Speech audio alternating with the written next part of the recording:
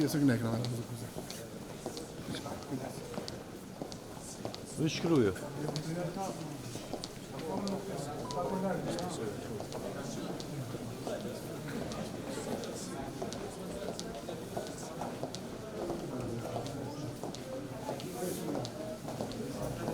Hajde më rroba disa.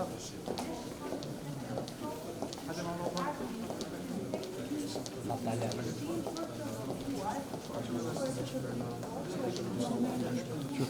Jo, mas juve.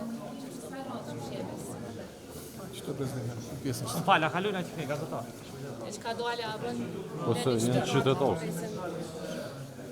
Që lut në arremi më honë është se po e pengojnë.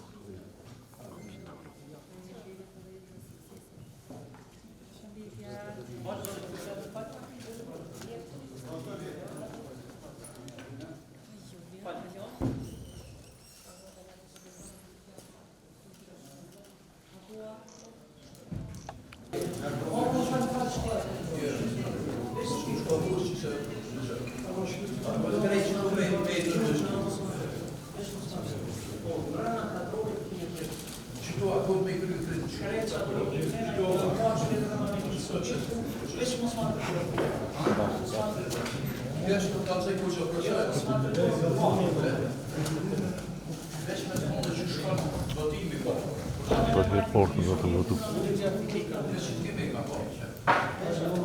Jo me...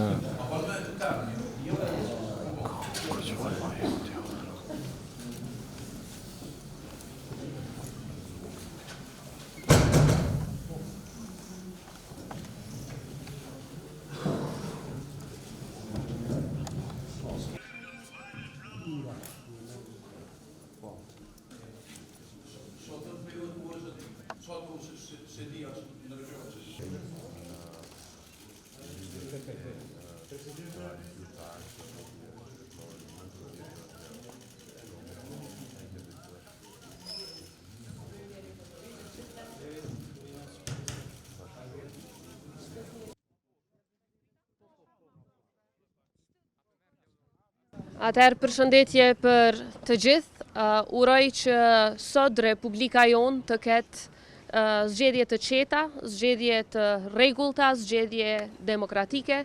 Uroj po ashtu që të kemi zgjedhje me pjesëmarrje sa më masive të qytetarëve të Republikës sonë me të drejtë vote. Si gjithnjë, zgjedhjet janë një proces i rëndësishëm demokratik, ku vendimarrja kthehet tek qytetarët tanë dhe shpresoj natyrisht që rezultatet e këtyre zgjedhjeve të rezultojnë me krijem sa më të shpejt të parlamentit dhe zgjedhje të qeverisë së Kosovës, të cilat janë të domosdoshme për procese të rëndësishme të brendshme dhe ndërkombëtare për Republikën tonë.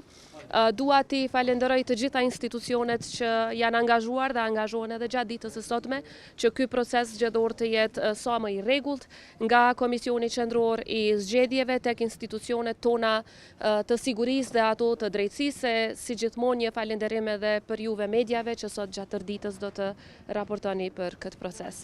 I uroj gjithë qytetarët e Kosovës dhe shpresoj që gjithçka të shkojë në rregull dhe qetë. Është pyetje që duhet të ja drejtoni Komisionit Qendror të Zgjedhjeve, me qenë se aty janë edhe task forcat që merren me këto çështje nga informatat që na janë dërguar neve nga KQZ-ja në pjesën e parë të mëngjesit.